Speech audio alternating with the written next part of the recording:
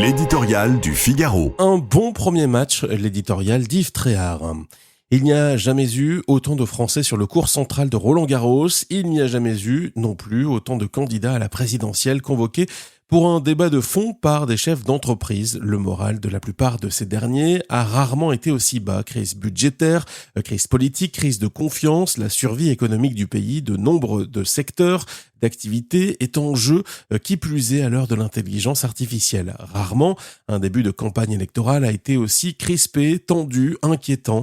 Les 7 gladiateurs assis dans l'arène étaient donc très attendus. Les 2 finalistes du second tour étaient sans doute peut-être parmi eux. Rôle de l'État, dette, retraite, travail, fiscalité, normes, Chine. Qui aurait le courage, devant un public de patrons, de dire la vérité, de présenter des projets audacieux mais réalistes pour relancer la France et lui permettre d'affronter la concurrence internationale? La présence de Jean-Luc Mélenchon, chef d'une meute anticapitaliste pour qui les milliardaires sont des nuisibles, suscitait la curiosité. L'émule de Chavez n'avait rien à perdre, mais il était illusoire de penser qu'il mettrait de l'eau dans son vin. Il a récité son bréviaire en chauffant la salle, mais en souriant.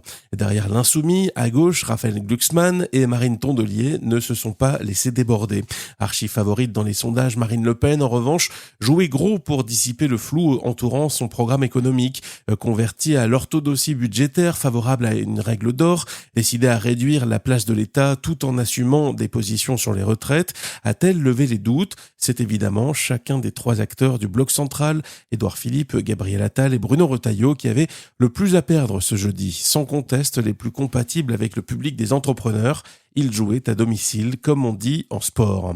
Sans temps mort, le débat fut de qualité pendant 3 heures, assorti de quelques échanges parfois forts et de bons mots.